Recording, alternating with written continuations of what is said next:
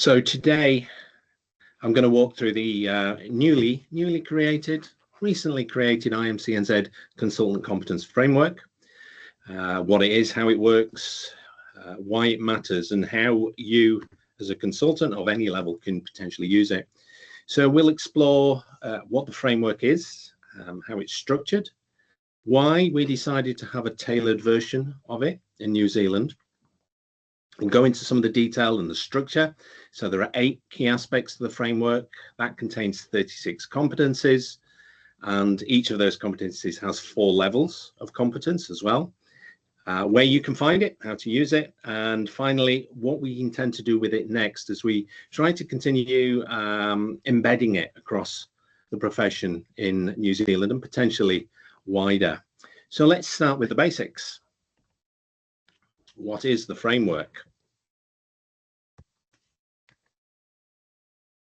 We are not moving the slide.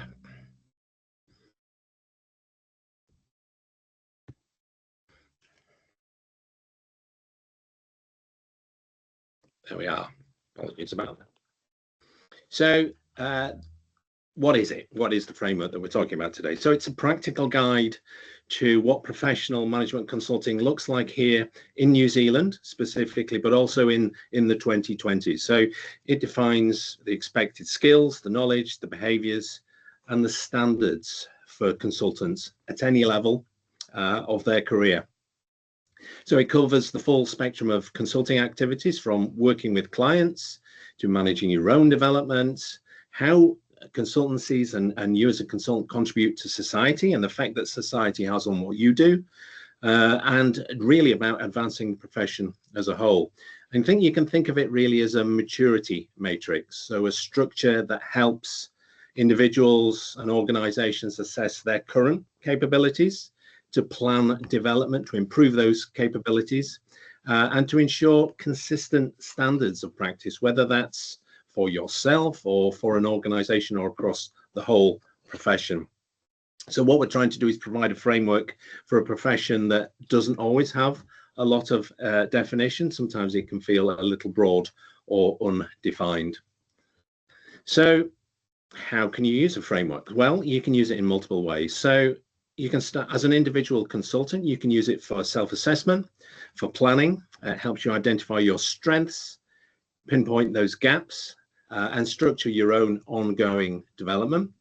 Particularly useful, we think, during transitions in your career. So whether that's just entering consulting, or whether perhaps you're stepping up to more strategic work, or in fact you're preparing for a certification through the IMCNZ. You can use, if you're a mentor or a coach, or you're helping other consultants, you can use the framework to help shape conversations. It's very helpful in giving a shared language, gives you structure to feedback, and you can, and the IMCNZ are also using it to structure its training and education offerings as well. So the Essentials of Management Consulting course that we deliver, we are trying to align that particular course with this particular framework as well. In addition, we're actually using this to structure and direct the next set of webinars that we are going to run, and we've got a plan to run about another 10 webinars over the next 12 months, and hopefully they should all paint a whole picture of what management consulting is, all based around this framework. We're going to use it for the CMC accreditation process, so it's very central to that. So candidates are evaluated against what you will see later, the 3rd level, the advanced level competencies. That's really going to make the process quite fair, structured, and very transparent, we hope. If you're a consultancy firm leader, especially small to mid-sized ones, you can use the framework to define the expectations for your consultants.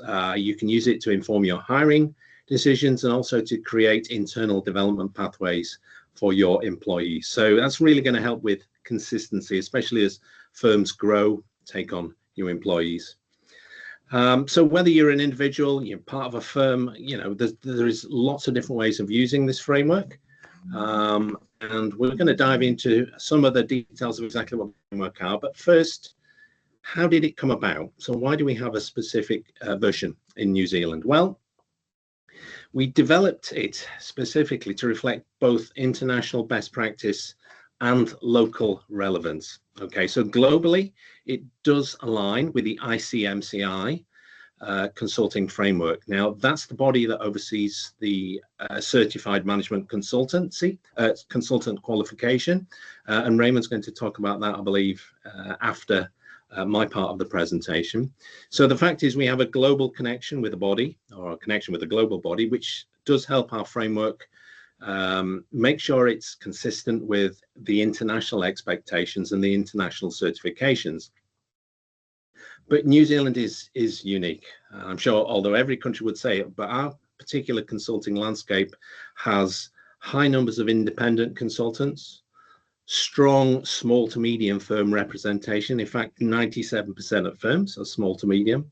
And if you're a consultant, you tend to work in clients across diverse sectors and regions, whereas in other regions, you may find that as a consultant, you concentrate on one particular domain, one particular technology. So we needed a framework that captured the realities of working in New Zealand in this environment, whilst maintaining the international rigor and the alignment with the international organization. There were a couple of improvements that we felt that we could make to the ICMCI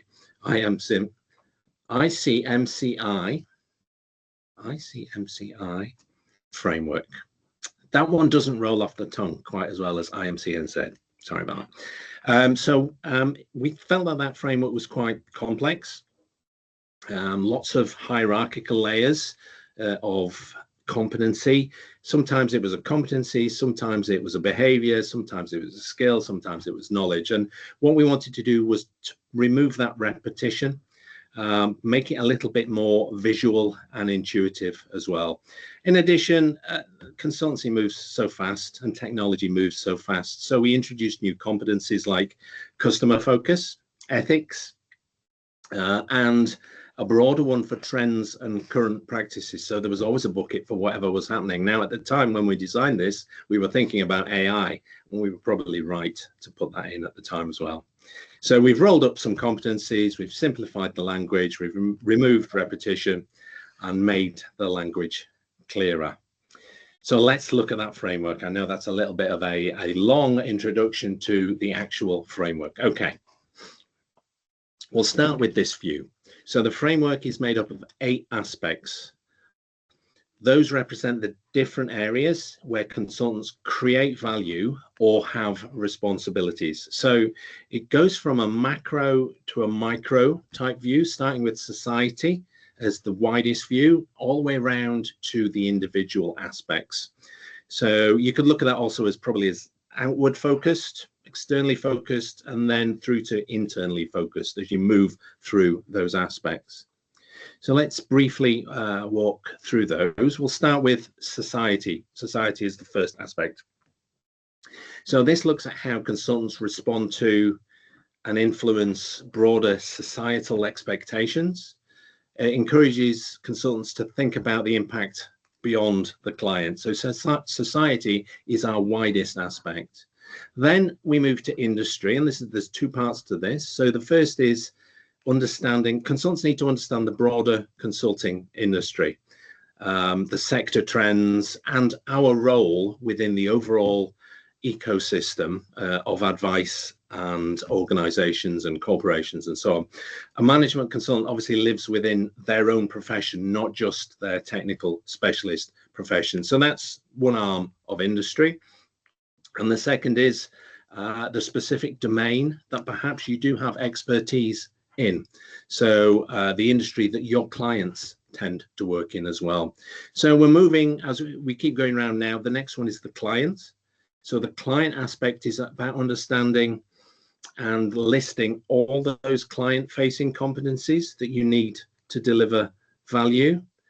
So that's understanding about what a client does, about how it approaches its own business, what its strategy is. So understanding the aspect that the client works within.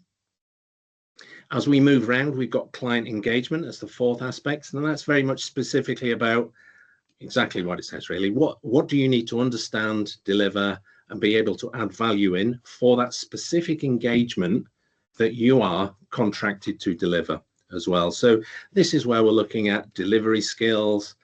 We're looking at how you do analysis and design. That's where the core of consulting delivery happens. Number 5, consultancy. We're starting to look inward now. We look at how you as an individual contribute to the success and strategy of your own organization. Now, you may be a solopreneur, but you still have a view to look at success of your own business as well as, or your firm, depending on what your employment structure is. And then we move round to the final 3, and then quite closely related aspects. So firstly, the consultant level, and this one's all about staying current as a consultant. So consultant skills, the tools, the methods, the practices that consultants use across any engagement or client or industry. Then even more granular than that, we're looking at the individual capabilities, and these are the skills that you would, the personal attributes, the soft skills that you would use, not just within consultancy, but within any kind of line of work: communication, judgment, problem solving, and so on. And the final, very related one are the personal attributes. Behaviors are the personal attributes that make you successful in the long run. Things like ethics, resilience, professionalism. So we've got 8 aspects. Now, within each of those 8 aspects, we have a number of competencies. 36 in total, so not quite the same number in each. But again, if you look at this second view from left to right, as you see it on the screen, we're looking from external right through to internal in terms of the aspects. Each one of those aspects contains competence. Each one of those competencies has a description and a meaning, and each one of those competencies has 4 levels that we can apply to it. Okay, so let's take a look at a couple of examples. Here's the first example. This is a framework aspect. It has a description. It's within aspect 3, client, and the competence is creating value. If I just go back, you can see where it fits within the screen, within the overall framework. And the competence creating value, the description is a consultant adds value to client and consultancy throughout the consulting lifestyle. That's the overall competence that a consultant needs to show. And then we've got the 4 levels, and they get more complex, more wide-ranging, and require more leadership as you go through those aspects. So a foundation level 1, well, at this level, consultants are developing awareness. This is where you would probably be as you move in to your career as a consultant. You're developing awareness of skills. Your tasks are generally carried out without support, with support. And the focus is for anyone working at the foundation level to start to build an understanding of that particular competence. At the practitioner level, you're probably going to be here perhaps after a couple of years of working in a consultancy. You're working independently, you're managing your own outcomes, you're applying the skills you have in real client contexts to real problems. Judgment and self-direction are really important at the practitioner level. There's very little leadership, outside leadership, that is required. The third level is the advanced level, and here are the expectations of those consultants who would like a CMC certification. This is the benchmark level. So consultants at this level, they tend to lead engagements, manage quite complex engagements, deliver strategic value, and they will also be supporting others as well. And we decided on an expert level beyond that as well. So that top level represents mastery or influence or worldwide expertise. You could look at it from a number of different angles. So those experts tend to drive innovation or lead change across the whole profession, not just to their group or their local organization, and tend to be recognized leaders in the fields. So these levels allow consultants to locate where they are now and identify also what's needed in terms of change of behaviors or increase in skills in order to move forward. And yes, they provide a very good idea of what is required at the CMC level as well. Another example here, so this one's around consultancy. I won't go into this one in quite so much detail. So this one perhaps indicates that as well as normal consulting skills, commercial insight, for example, is a really important skill. So in order to be a good consultant, you need to understand how consultancies make money, how they have how that you can have a commercial mindset. Other elements in there, you've got to understand pricing strategy, billing, invoicing process, because without a commercial insight, you may be a consultant, but you might not have a consultancy business. And then again, we've got the 4 layers, we've got 4 levels of that particular competence, from understanding, effectively managing. As an advanced member, you are really coordinating the resources of a consultancy, and then an expert level, again, you may be advising on how consultancies can make best use of their commercial tool sets and and how to run a successful business. Right, where can you find the details? So we have put the framework onto the IMCNZ members area. You'll find it in 2 places there. We've got the competence matrix itself in a spreadsheet format. And there is another really useful spreadsheet supporting it, which advises you which courses, resources, certifications, and so on you can use to help you move up those levels as well. That's a very thorough spreadsheet, so it's very good there. In addition, we've got one online tool at the moment and a potential second one, which may surprise my council members, but I will tell everybody about that together. The assessmyconsulting.com website is a free tool where you go in, it will ask you a set of questions, and at the end of those questions it will have gone through the competence matrix, and it will baseline you, effectively give you an assessment of where it believes you are on that journey, effectively. So that can be accessed through IMCNZ members area as well. In fact, I think it's on the main website. Secondly, and something that I've been playing around but I didn't have time to deliver this week, is an interactive reference guide. So it takes all of that information, allows you just to drill into different areas in a kind of using a program which just it's quite an expressive way of working your way through that material. It's not, instead of the dry spreadsheet, I suppose, really, as well. So we're looking to try and create an interactive reference guide as well. So hopefully you shall see that sooner rather than later. So what's next? So we are using the competence framework as the foundation for the webinar series. Okay, so we should be able to, as we go through the webinars, to be able to tie in the competencies that we are talking about in each webinar. We're developing additional resources and guides, so hopefully you can again, you'll see these build up hopefully over the next year or so to help you use the consultancy framework in your daily practice. We are early in the process of aligning the Essentials of Management Consulting Skills course with the framework. The assessment tool is already out there, and there will be ongoing education. There will be other things as well that we are looking to do with the framework. It's quite a powerful tool.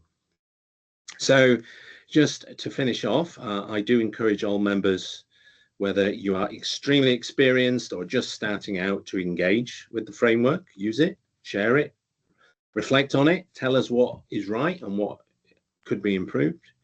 And hopefully you can use it as a tool to shape your professional development, and at the same time raise our collective standard as management consultants in New Zealand. Thank you for your time. I'm happy to take any questions.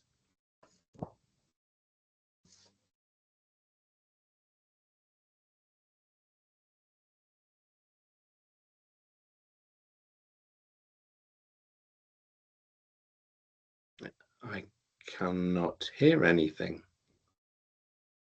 Everyone's very, very quiet. I couldn't tell if the speaker was off. It was so quiet. Yeah, it's Murray here. I'm Murray. Just can you just go back to the I think it might be one of the first slides. I just wanted to have a look at the. Sorry. Oh, not your diary, but that's all very interesting. Yes. Yeah.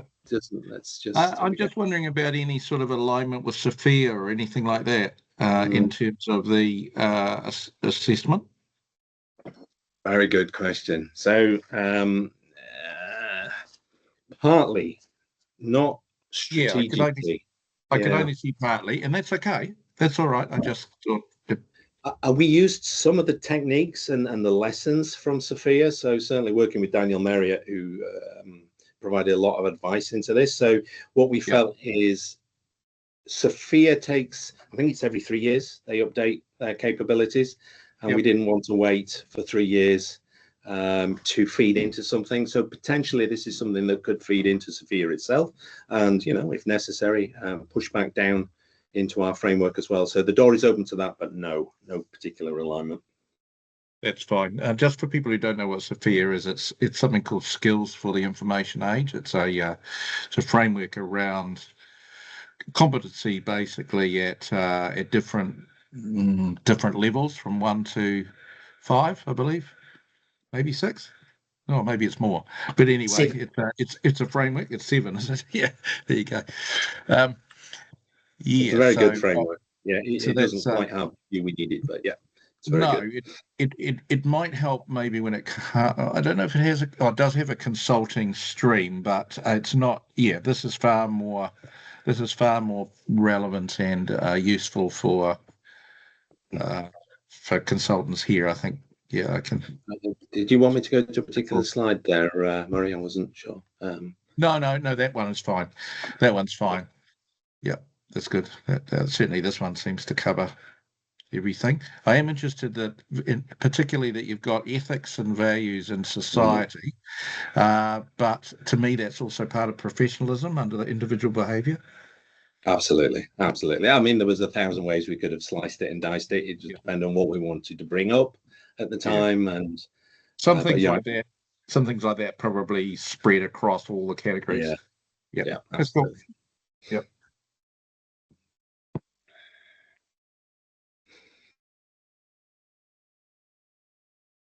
Come on, no more questions?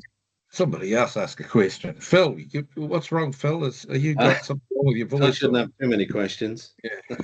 I was part of the team that helped put this together. Right. So if I ask too many questions and it shows that I don't understand it, that's probably a bit of a worry. But the thing is that you come back to it after doing it, and there are so many things. And I think you raise a good point, Murray, about connecting it to other ways of learning, because we don't learn in isolation. That everything we pick up is has a chance of being part of this framework in one way or another. And obviously this is supplemented by any specialist areas that people have skills in. What we were trying to do was capture the broad range of skills that every consultant needs to do their job together in one place, and we think we've done a reasonable job of it, but it's certainly the goal is more to link this to various activities and events and training and learning that people can do. Yeah, good. So Dan, there is a question in the chat which asks, once the certification has been rolled out, will it require a yearly renewal? More of a question for the next speaker, I think. Certification. Okay, perhaps Raymond, do you have a view on that? I can cover that. Probably just park that question at the side. Yeah, I'll cover that. Okay. Any other questions? Yeah, or we'll hand over to Raymond for the next part. Okay, I'll share my slide. Over to you. What best practices help align personal leadership style with organizational culture using this framework? That's an extremely good question. I don't think I have an answer to that right now. Best practice. Organizational culture, personal leadership style.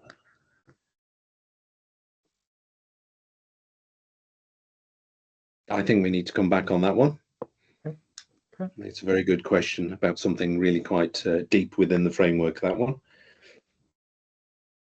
I think my microphone's on. Yeah, I think probably when it comes to those areas of, if you're talking about organisational culture, then you're probably starting to talk about ethics and professionalism as well, and the ability for consultants to either align with those, or if necessary, walk away when those things don't align, and being willing to do that, which is part of that personal leadership and professionalism, I guess.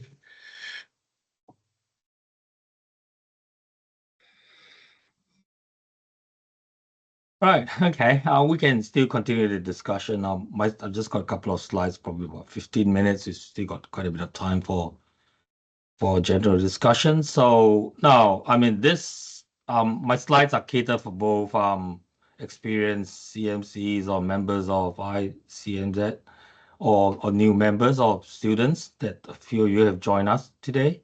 So I'll just give you a bit of I guess the introduction. Yeah. So I've been with IMCNZ on and off for a few years now.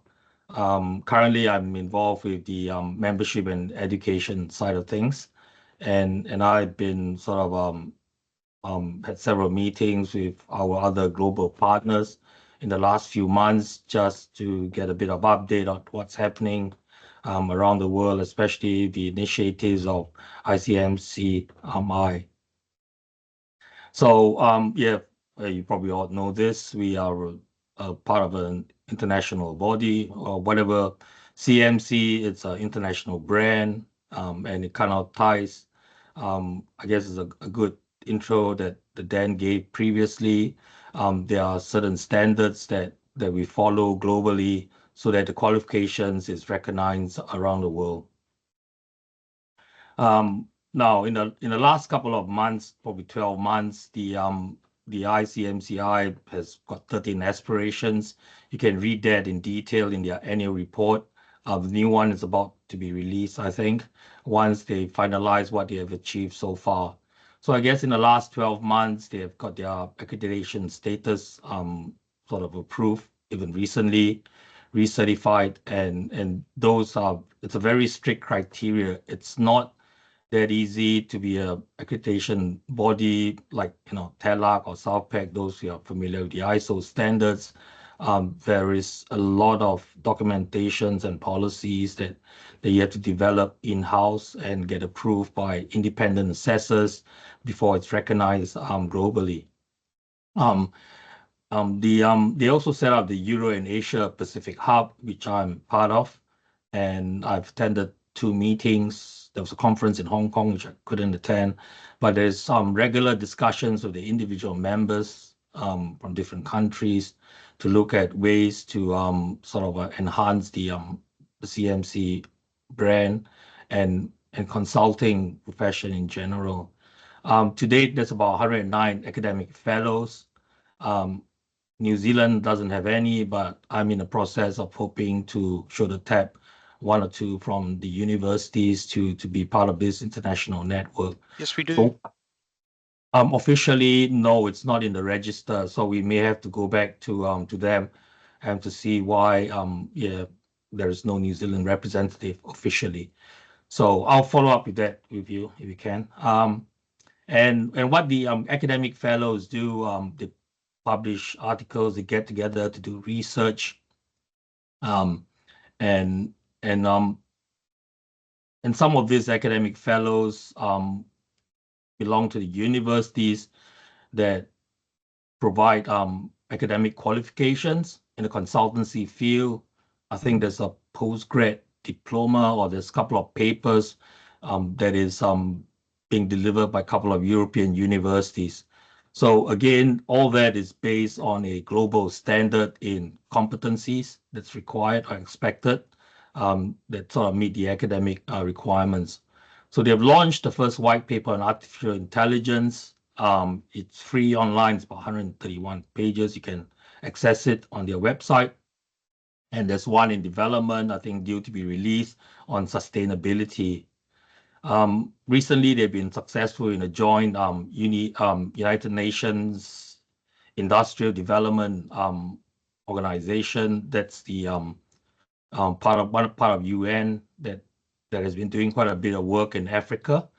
So through this, they hope to have, again, it's building the CMC brand because it's well recognized, and it's based on the ISO 20700 standard that has been independently assessed as of a high standard. So that's something we can look at. It can be a discussion later on how our institute in New Zealand could also be on the same sort of I guess, credibility and reputation, which some of the partners in Americas and Europe has managed to get to. So just a bit of background on the different entities that's out there. There is the Institute of Quality Assurance. So that's an independent entity that does all the recertification of the institutes, about I think 31 or 81 of them around the world. Then there's a Professional Development and Standards Committee. They work very closely to make sure that the standards that all the different IMCs around the world actually, whether it's education or training or certification processes, are of a high standard, and it follows the global standard, which is accredited by the IQA. Then there's a Governance and Nominations Committee that looks at their own internal governance structures and also provide policy advice to the other IMCs. We have a New Zealand representative, which is Gurdip Tawa. So he's our New Zealand representative. And then recently they started the ICMCI Future Leaders. I believe we have 2 representatives or 1 representative from New Zealand. And we hope, well, the purpose of that is to encourage up and coming consultants to join the profession. And in going forward, they hope to provide webinars and networking opportunities and training. Again, the CMC brand is one where it's recognized over a lot of countries, and it's been very successful especially in Europe and in the States, where if you're a CMC, you could easily work for a consultant firm around the globe. It's very popular in Asia Pacific at the moment right now.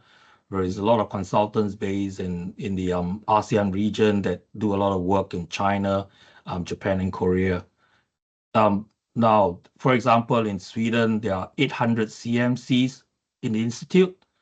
And they do mainly work around the world for United Nations and other World Bank, etc. So it's it's very different from us, and we've got still there's a lot of things we can learn from them. So the Euro Hub is very strong. In their conferences, they have a few hundred that turns up for their conference.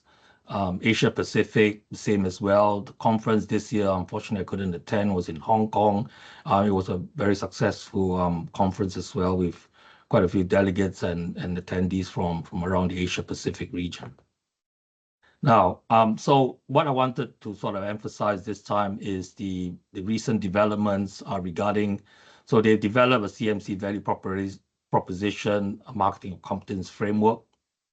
I'll touch on that as well. It's slightly different from ours.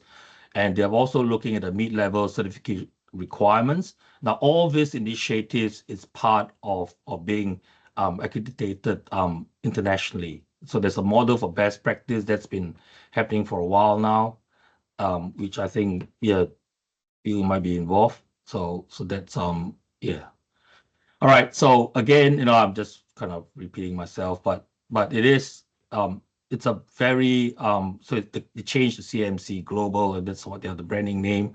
It's one of those qualifications where it's had a very high standing in other jurisdiction, where it's recognized by government agencies and large corporations, which is why Sweden is quite a successful institute where pretty much any work with the government or with the United Nations require a CMC certification to be a consultant. So this is what Dan was referring to. This is the ICMCI framework. It's probably also the CMC framework, and it's based on the 4 big areas, which I wouldn't go into detail because Dan has already done that. And what basically it is, we have more or less complied, or we have complied with what the international framework is, and that is still being developed as we speak. As part of the ISO TC 342 committee, technical committees, they are looking at the next set of revisions of the standard, and that will be reflected into the competency framework globally. So that's work in progress. If I have any updates that's allowed to be released, I will share with the other members on the work of TC 342. And I'll touch a bit on what they are focusing on right now. So again, very briefly, what they have done is to look at an intermediate qualification pathway, because they recognize that there are a lot of well, not so much in New Zealand, but the rest of the world, people are really working very hard to be a CMC. They get into full-time education in some universities, and it still takes them, it's not easy to have a CMC designation for some countries.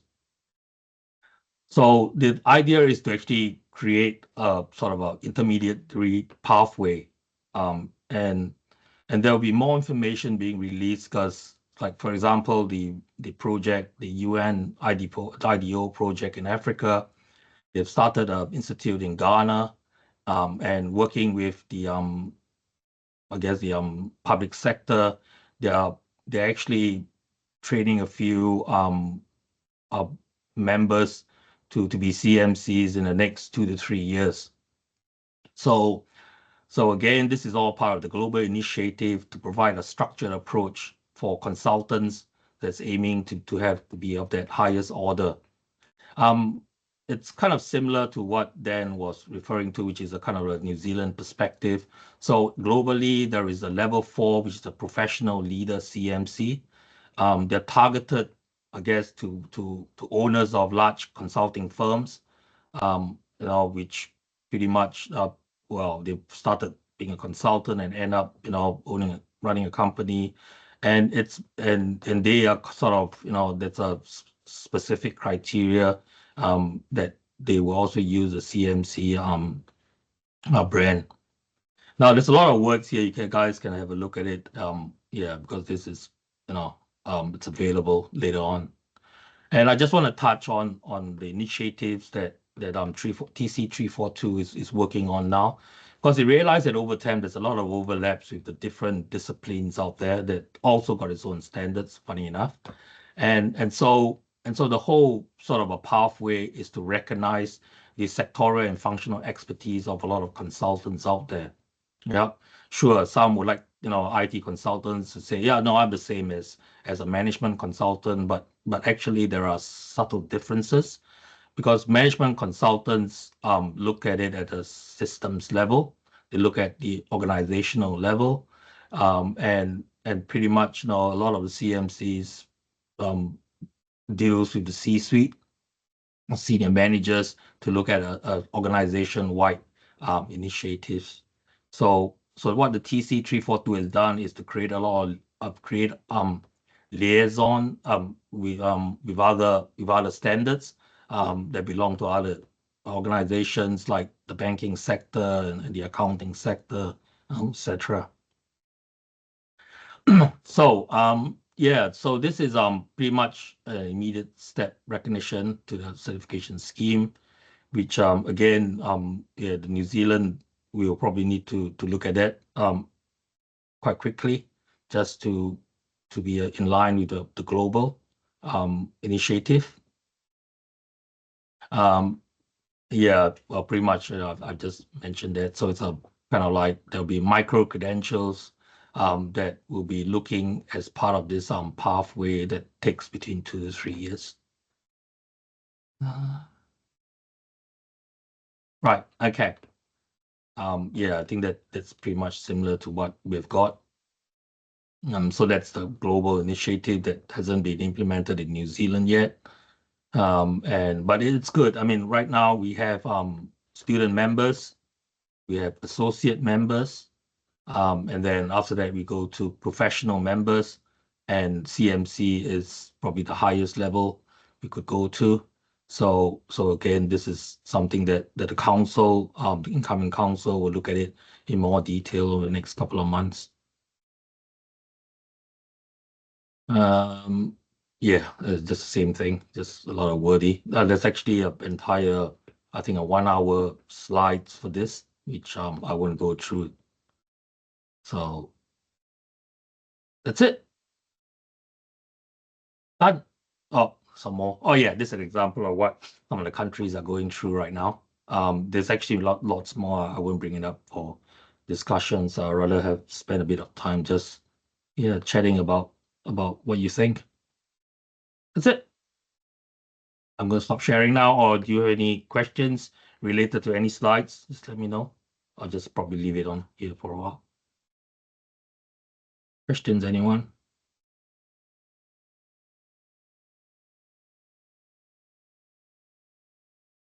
Yeah, hi, just wondering how many CMCs are in New Zealand today?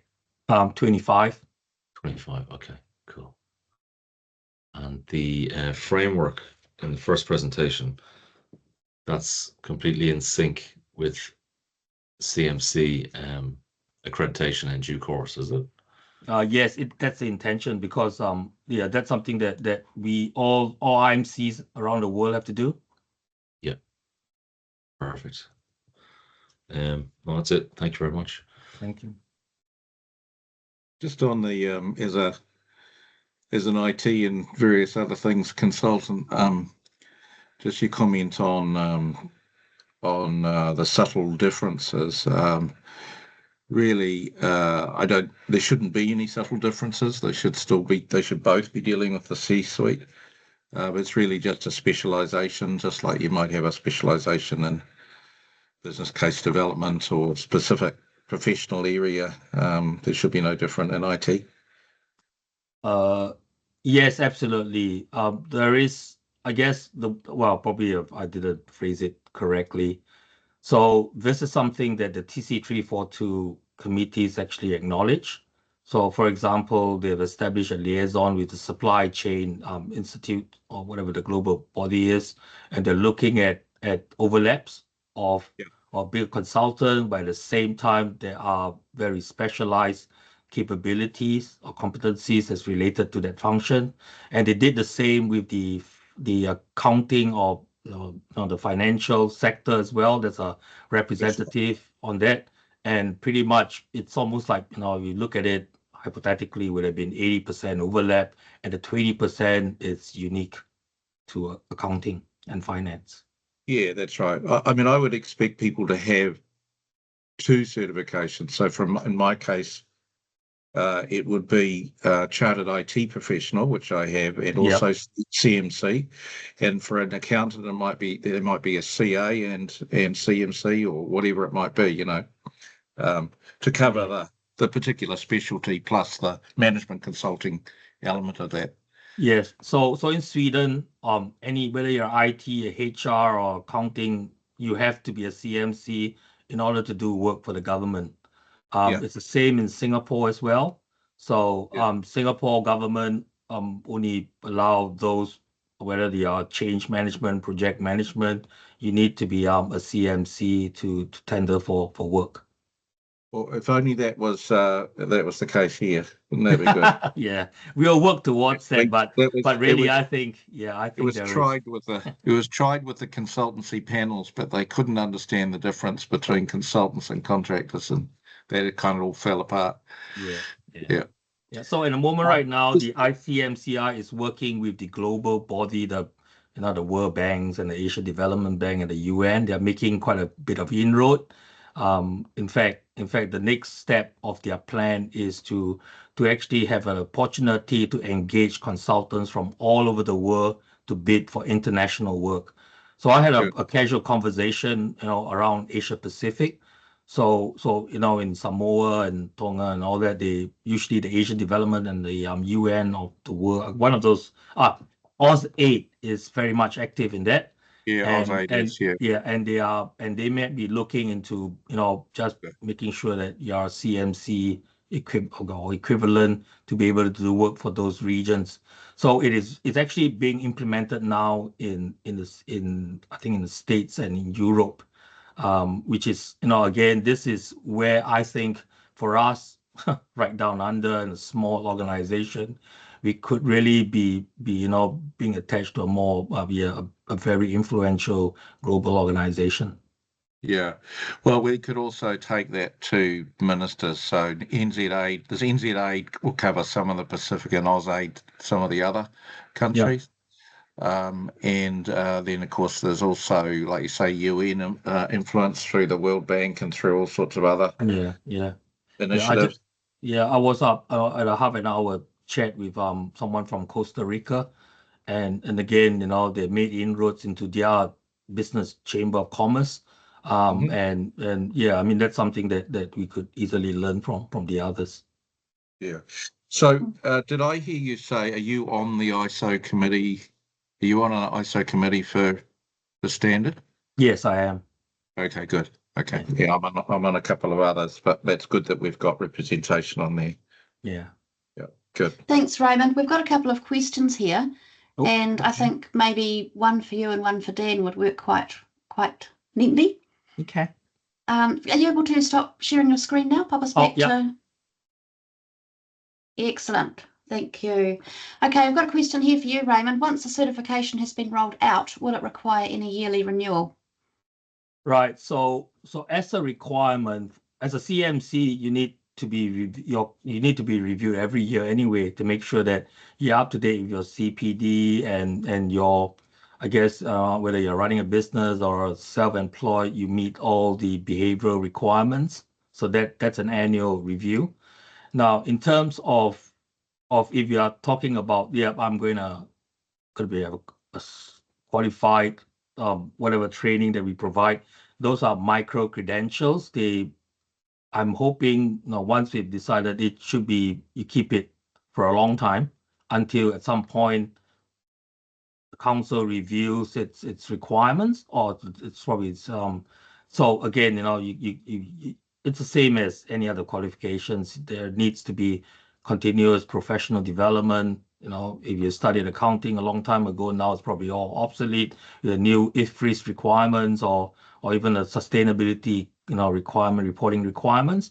So it will be the same. But I'm hoping that we could be as not agnostic enough. And to be fair, I think once we have established this qualification, then it's just a matter of updating everyone on what the latest standard is. And I'm hoping that the Institute in the future would be, pretty much be very proactive to tell its members what are the latest trends, what are the things that it will be of interest, just as part of our CPD requirements anyway. Yeah. Okay, thanks, Raymond. And Dan, are you able to take the second question? Not sure if you can read it here. It's what best practices help align personal leadership style with organizational culture using this framework? That was the question we had a little bit earlier, wasn't it? I still have no answer for that one in particular, I'm afraid. So I'm not. So can I maybe you may. There is the ethics component that will be rolled up, I think, in the in some training. In fact, I think it's really out there. So we would have culture on its own. So you're talking about culture of your client organization, for example. Then as consultants, we probably wouldn't try to change the culture because we're not supposed to do that. We will actually facilitate a change in that culture. But to be able to do that, first, as consultants, we must be able to tell the culture what it is, right? So, and sometimes it's pretty obvious. So, for example, I'm an ISO assessor by profession and trade. And when we come to the point on context of the organization, which is clause 4 of most management standards, when it says, do you think the culture is aligned to the organization's vision? Yeah, there are pretty much quite a few things you can look at very quickly and say, no, they're not aligned. Yep. So to go back to that question, I think that's what you're asking. Then yes, there would be, we're hoping to have at least a training module that's focused on that, because you actually, there are skills, there are different skill sets. As Murray, you highlighted, there are common skill sets for all consultants, and that'd be something that we hope to get input from the members and actually push it out as a training module so that you can go in there and you can straight away identify, what is the culture. Okay, do we have any other questions or comments around that? Just got a comment on the members section. The links to the competence framework and the resources go to the same place. They both go to the resources page. Yes. Okay. I'll get that fixed in the next 15 minutes. It's still work in progress.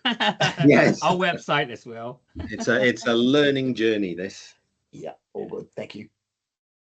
In terms of the existing CMC qualification, I mean, I've had mine a while. In terms of updating and keeping it current, in terms of a review of some form, when are we planning to begin that, or is it already there? I just haven't done it yet. Can I do yours next week? Thank you very much. Yes. Yeah. Okay. Yeah. We just email separately. Yeah. Okay. Yep. Thank you. Thank you. Wow, how's that, Brian? I'm impressed. I've got to get organized. Thank you. Okay. Actually, I was going to flick an email through as well, but I submitted my application. It was probably around about the time of the AGM, so I'd imagine it may have got lost. But if somebody could follow that up. Sorry, as well, I've seen it. All right, I'll get on to you as well. Yeah, as long as I know it's happening, it's all good. Yeah. Thank you.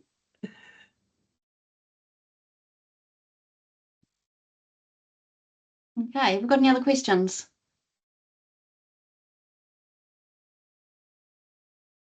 No?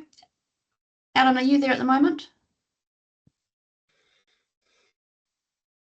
Yep, I am. I'm sitting in a car right at the moment, so. Oh, right. You better turn it off. You don't want to be I am parked.